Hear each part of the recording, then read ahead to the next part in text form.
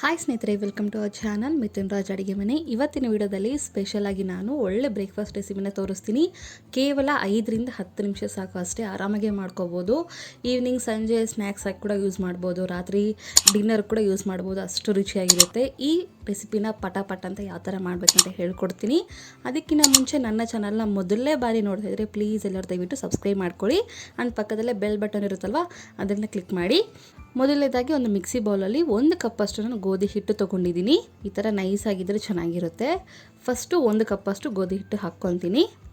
Next ಇದಕ್ಕೆ ಮಿಕ್ಕಿದ items ಎಲ್ಲ ಹಾಕ್ಕೊತಾ ಹೋಗೋಣ. ನೆಕ್ಸ್ಟ್ ಇದಕ್ಕೆ ಅರ್ಧ ಸ್ಪೂನಷ್ಟು ಜೀರಿಗೆ ಹಾಕ್ತಿದ್ದೀನಿ. ಒಂದು ಅರ್ಧ ಸ್ಪೂನಷ್ಟು ಮೆಣಸಿನ ಪುಡಿ, ಕರಿ ಮೆಣಸಿನ ಪುಡಿ ಹಾಕ್ತಿದ್ದೀನಿ. ನೆಕ್ಸ್ಟು ಸಣ್ಣಗೆ ಕಟ್ ಮಾಡ್ಕೊಂಡಿರುವಂಥ ಕರಿಬೇವನ್ನ ಹಾಕ್ತಾಯಿದ್ದೀನಿ. ನೆಕ್ಸ್ಟು ಕೊತ್ತಂಬರಿ, ಇದು ಕೂಡ ಸ್ವಲ್ಪ ತೊಗೊಂಡು ಸಣ್ಣದಾಗಿ ಕಟ್ ಮಾಡ್ಕೊಂಡಿದ್ದೀನಿ. ನೆಕ್ಸ್ಟು ಹಸಿಮೆಣ್ಸಿನ್ಕಾಯಿನ ಸಣ್ಣದಾಗಿ ಕಟ್ ಮಾಡ್ಕೊಂಡು ಹಾಕಿದ್ದೀನಿ.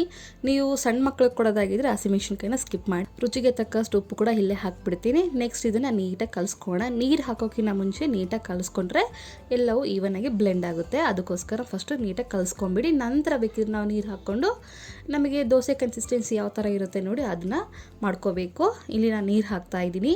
ಎಲ್ಲ ನೀರನ್ನು ಒಮ್ಮೆಲೆ ಹಾಕೋ ಬದಲು ಸ್ವಲ್ಪ ಸ್ವಲ್ಪ ಹಾಕಿ ಈ ಥರ ಮಿಕ್ಸ್ ಮಾಡ್ಕೊತಾ ಹೋಗಿ. ಯಾವುದೇ ಗಂಟಿಲ್ಲದೆ ನೀಟಾಗಿ ಈವನಾಗಿ ಬ್ಲೆಂಡ್ ಆಗಬೇಕು. ನಾನು ಮತ್ತೆ ಹೇಳ್ತಿದ್ದೀನಿ, ಗಂಟು ಇದ್ಬಿಟ್ರೆ ಏನಾಗುತ್ತೆ, ದೋಸೆ ಹಾಕಬೇಕಾದ್ರೆ ಸರಿಯಾಗಿ ಬರೋದಿಲ್ಲ.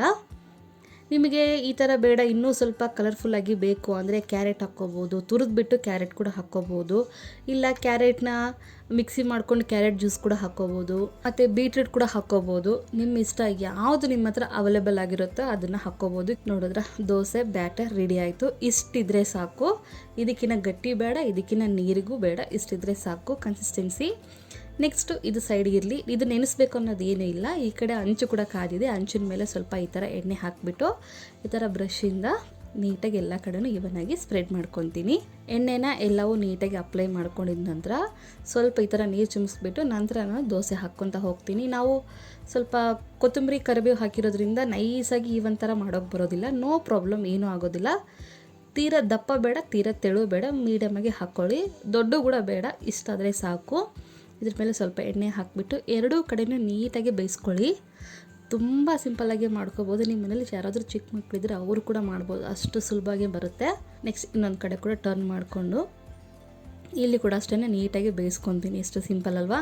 ಆರಾಮಾಗಿ ಮಾಡ್ಕೋಬೋದು. ಟಿಫಿನ್ಗೂ ಇಡ್ಬೋದು, ಲಂಚು, ಡಿನ್ನರು, ಬ್ರೇಕ್ಫಾಸ್ಟು ಮತ್ತು ಈವ್ನಿಂಗ್ ಸ್ನ್ಯಾಕ್ಸ್ ಕೂಡ ತೊಗೋಬೋದು. ಗೋಧಿ ಹಿಟ್ಟು ಇದ್ದರೆ ಸಾಕು, ಆರಾಮಾಗೆ ಮಾಡ್ಕೋಬೋದು. ನೆಕ್ಸ್ಟ್ ಇದೇ ರೀತಿ ಇನ್ನೊಂದು ಕೂಡ ಹಾಕಿ ತೋರಿಸ್ತಾ ಇದ್ದೀನಿ ನೋಡಿ ನಿಮಗೆ. ಇದನ್ನು ಕೂಡ ಅಷ್ಟೇ ಸ್ವಲ್ಪ ಈ ರೀತಿ, ಯಾಕಂದರೆ ನಾವು ಕರಿಬೇವು, ಕೊತ್ತಂಬರಿ, ಹಸಿಮೆಣ್ಸಿನ್ಕಾಯಿ ಇವೆಲ್ಲ ಹಾಕಿರ್ತೀವಲ್ಲ, ಈವನಾಗಿ ದೋಸೆ ಹಾಕೋಕ್ಕೆ ಬರೋದಿಲ್ಲ. ಈ ಥರ ಹಾಕಿಬಿಟ್ಟು ಎರಡೂ ಕಡೆ ನೀಟಾಗಿ ಬೇಯಿಸ್ಕೊಂಡು ಐ ಫ್ಲೇಮ್ ಟು ಮೀಡಿಯಮ್ ಫ್ಲೇಮ್ಗೆ ಅಡ್ಜಸ್ಟ್ ಮಾಡಿಕೊಂಡು ಬೇಯಿಸ್ಕೊಂಡ್ರೆ ಸೂಪರಾಗಿರುವಂಥ ಇನ್ಸ್ಟೆಂಟ್ ಬ್ರೇಕ್ಫಾಸ್ಟ್ ರೆಡಿಯಾಗಿರುತ್ತೆ. ಎಷ್ಟು ಸಿಂಪಲ್ ಅಲ್ವಾ? ಆರಾಮಾಗೆ ಮಾಡ್ಕೋಬೋದು, ಈಸಿಯಾಗಿ ಮಾಡ್ಕೋಬೋದು. ರುಚಿ ಮಾತ್ರ ತುಂಬ ಚೆನ್ನಾಗಿರುತ್ತೆ.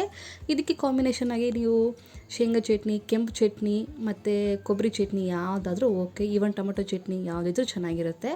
ಖಂಡಿತ ಟ್ರೈ ಮಾಡ್ತೀರ ಅಂದ್ಕೊಂಡಿದ್ದೀನಿ. ಈ ರೆಸಿಪಿ ಇಷ್ಟ ಆದರೆ ಲೈಕ್, ಶೇರ್ ಆ್ಯಂಡ್ ಸಬ್ಸ್ಕ್ರೈಬ್ ಮಾಡ್ಕೊಳ್ಳೋದನ್ನು ಮಾತ್ರ ಮರಿಬೇಡಿ. ನೋಡಿದ್ರೆ ಎಷ್ಟು ಸ್ಮೂತಾಗಿದೆ ಅಂದರೆ ಬಾಯಲ್ಲಿಟ್ಟರೆ ಹಂಗೆ ಕೊರಗೋಗ್ಬಿಡುತ್ತೆ, ಅಷ್ಟು ಚೆನ್ನಾಗಿರುತ್ತೆ. ಖಂಡಿತ ಟ್ರೈ ಮಾಡಿ, ಓಕೆನಾ?